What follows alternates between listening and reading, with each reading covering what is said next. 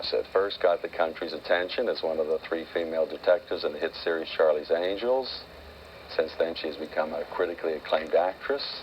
She's received Golden Globe nominations for her role in Poor Little Rich Girl, the film version of Extremities, and as a battered wife in the television movie The Burning Bed, for which she also received an Emmy nomination for Best Actress. This past week, Farrah appeared in the CBS miniseries Children of the Dust with Sidney Poitier, and will soon be seen in the upcoming film Man of the House with Chevy Chase, opening March 3rd. That is the first time I've done an introduction where I haven't made a joke, because I admire so much. I mean, since we worked together, you know, in a light comedy, and you were doing light comedy. Very few people come out of light comedy and you say there's Sidney Poitier and nominations and Golden Globe and all of that stuff.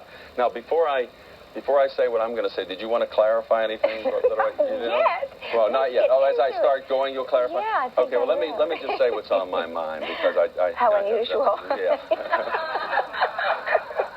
I know, as part of the prep, first of all, in reading the biographical material, and it was really interesting. I think when people play opposite each other in a movie, they should read biographical material then, because I didn't know anything about you. I knew you had done this television show, and you knew I'd something about, but we really didn't have any. I had a lot of respect for you. But you had not much for me. No, but we didn't know. No, that's not true. I think when you first met me, I was, I don't know, how did you find me? You tell me. I'm not going to describe.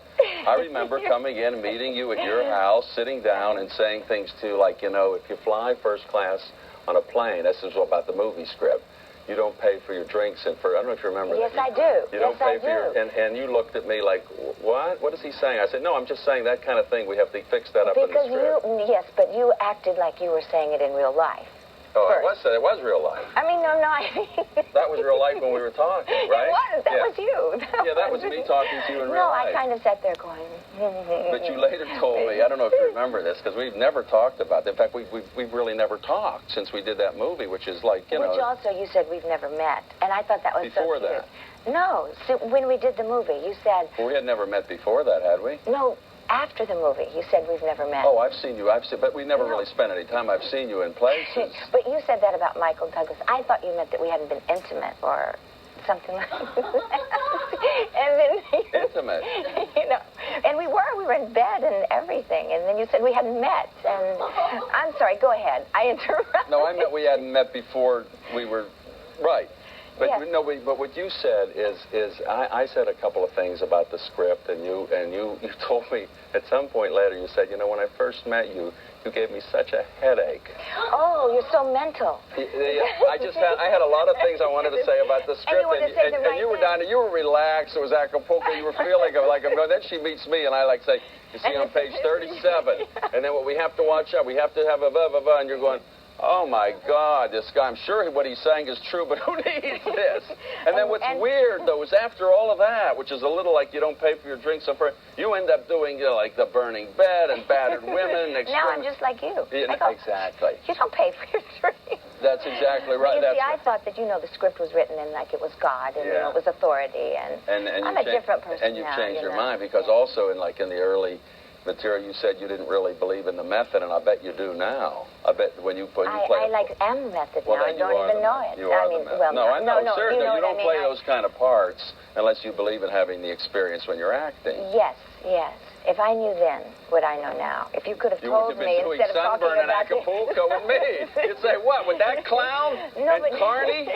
Oh, wasn't he wonderful? Oh. Or isn't he wonderful? Oh, yeah. It's, I mean, I have so many stories about Art Carney, but I don't want to... How much time do we have left in this segment? Okay, well, here's a story. You were so good, first of all, to protect me. I was splintered where the balsa would just attack me. And you went, she's bleeding. And they went, that's okay, we have to do it again. It was really good, but more bullets. And you were going. You know, it was a very odd experience, ladies and gentlemen, if I may address the audience for a minute. We had a director down there. Listen, go ahead. I'm so sorry. You're so cute. You know. See? You're so cute.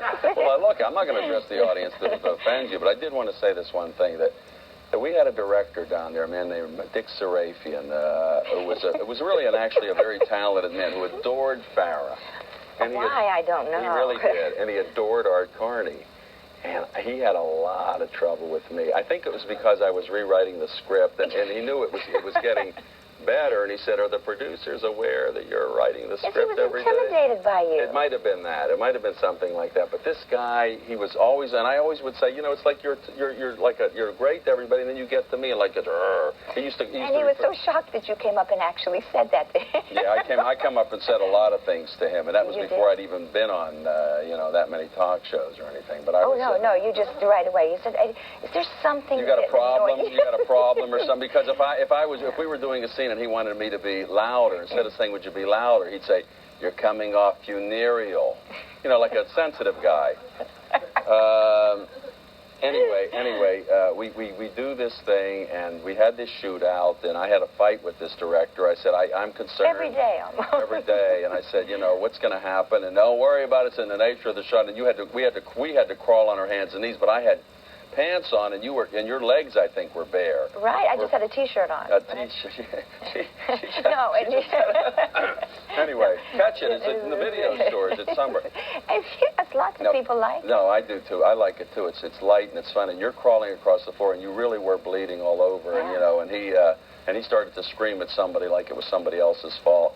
You know, and he should have come and said, "You're right. I should have been more careful." But he never. In fact, he avoided us completely. Yeah. Well, after all that blood, the director turns, seems to like go another. But I'm going to attack Dick Serafian a little bit more. Oh my God! When we come back, because it's been all these years and I haven't had. He also used to tell the AD to tell our hero we're ready for him. He referred to me as our hero. I thought he was being nice. Our hero? You took.